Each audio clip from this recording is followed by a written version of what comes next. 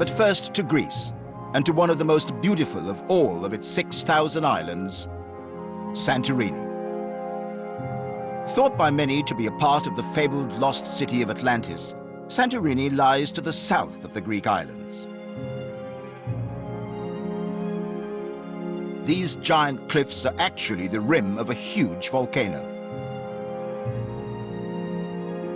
Just over 3,500 years ago, a massive volcanic eruption tore the island apart, leaving a vast lagoon, which now sustains so much of life here.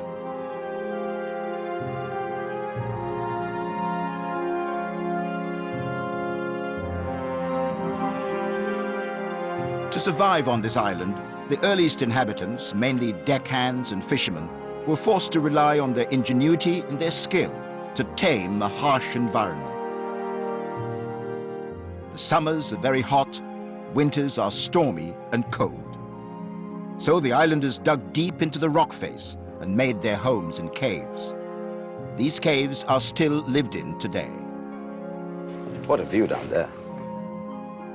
In 1984, Kostis Sihas had the idea to turn these caves into an unusual modern hotel, but keeping faith with essential elements of the original structure.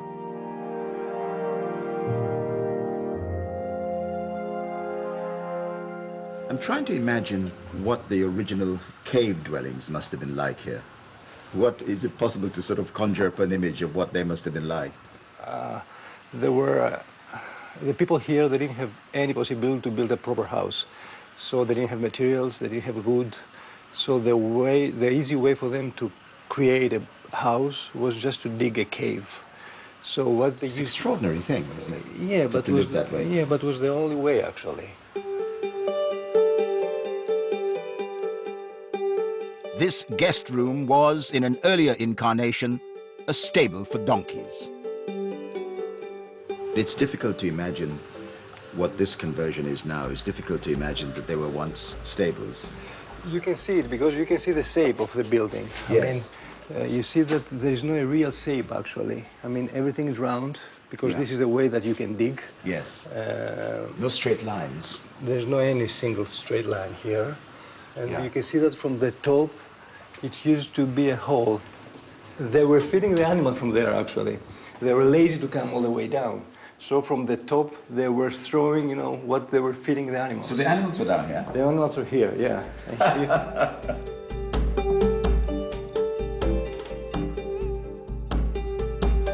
Difficult though the concept might have been, builders refashioned these caves by using techniques passed down through the generations.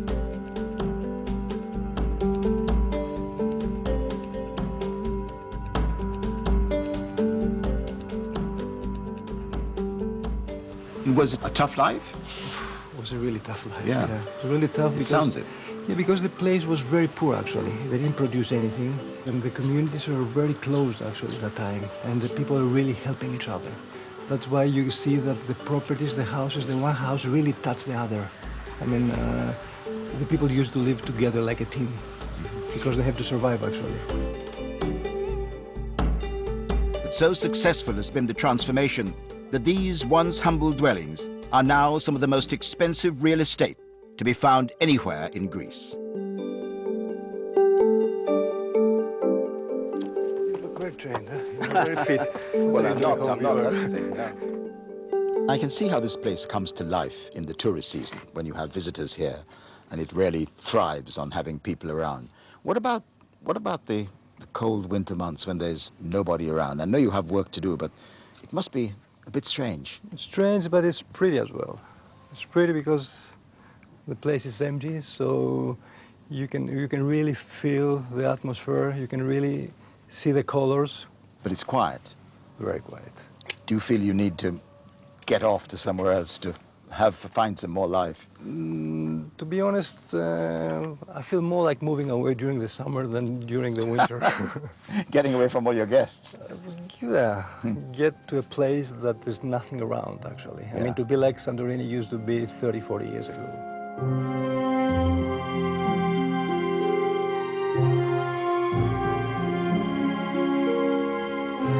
Not content with masterminding the construction of an hotel, Costis embarked on another dramatic project. So we're approaching the house now. Yeah, this is the house.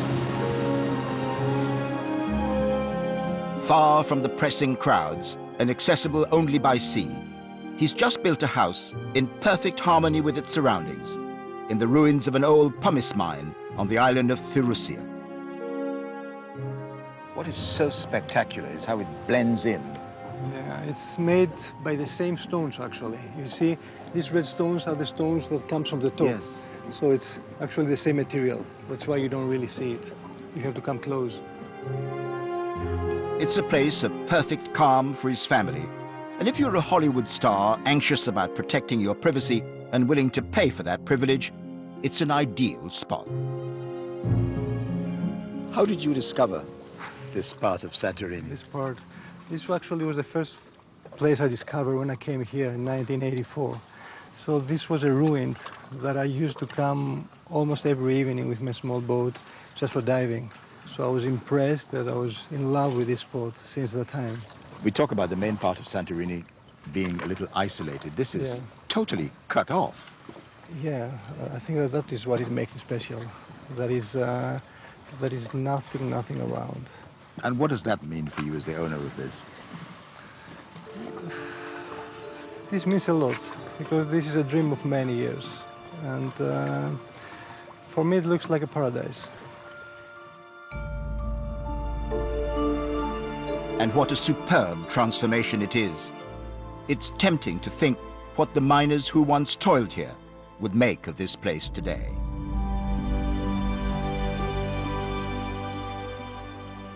Gosh, look at this view.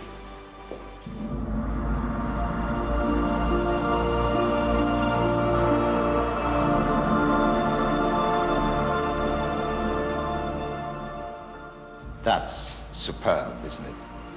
To look out from here over the ocean. Yeah, you look all through the windows and the doors to the sea. I mean, you see water everywhere.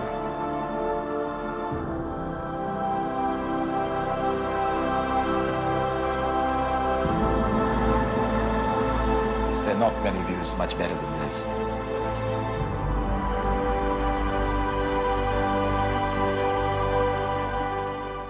So you sit here on an evening and... I haven't done it yet. You're dreaming about doing I'm it. still dreaming of it. Well, you'll be the envy of a lot of people looking at this. It's quite superb.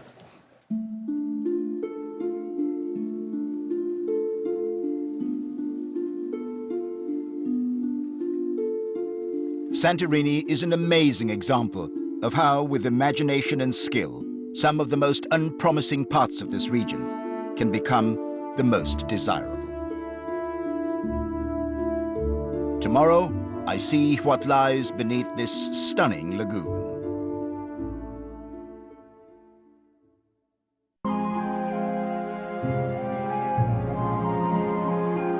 This is the Greek island of Santorini, which has been inhabited by successive waves of settlers for more than 6,000 years.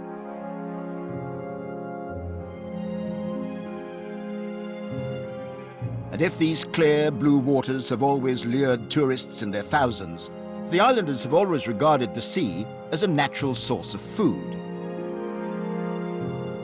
In the village of Ia, people still fish very much as their ancestors did.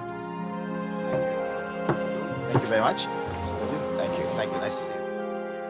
I headed out to the beautiful Amalfi Bay with Stavros Kastrinakis, a champion in the art of spearfishing. It's a skill he learned as a young boy, growing up around the islands.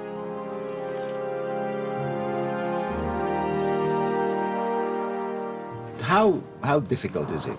We're in the Mediterranean, which is one of the most anciently overfished places around the world. I mean, people have been fishing here for thousands and thousands of years. The fish are just so used to getting chased by humans that they have developed an understanding of what we're doing down there. It ends up being a mind game between man and fish, and man usually loses. I mean, how long can you stay down? Well, if we're talking about spearfishing, my dives will be between 2 and 3 minutes long. You can stay under for that long? Yeah. But that's actually doing work. If we're just talking about breath holding, I've gone up to 7 minutes, but that's just staying relaxed and holding for as much as I can. Yeah, that's an amazing amount of time without breathing. It's something I've worked on, and it's I don't consider it like either me being special or something magic or extraordinary. I just consider it an understanding of how the body works and how the mind works.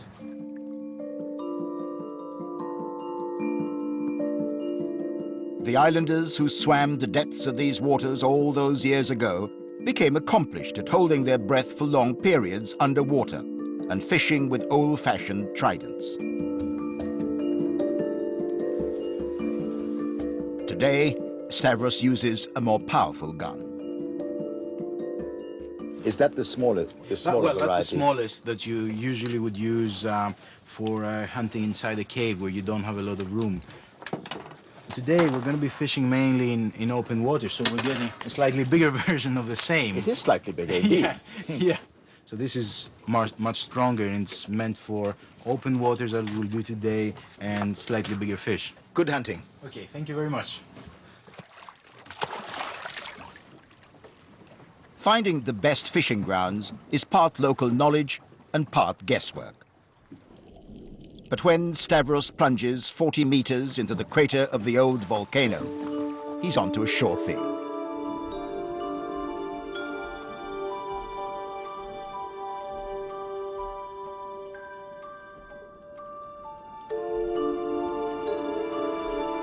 The seabed here is strewn with giant boulders, and they provide a natural hiding place for fish.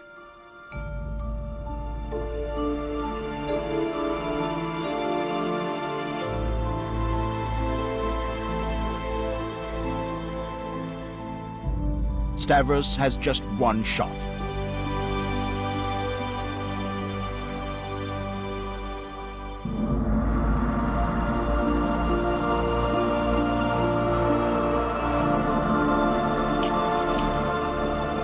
This time, the fish escapes.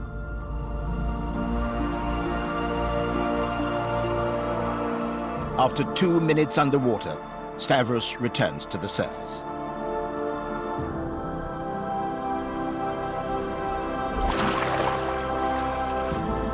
Then he prepares to dive again.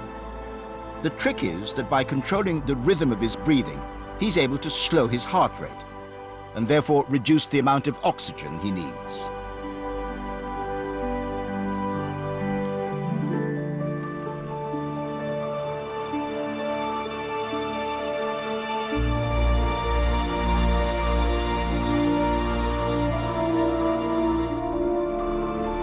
Suddenly, he sees a fish, and the chase is on.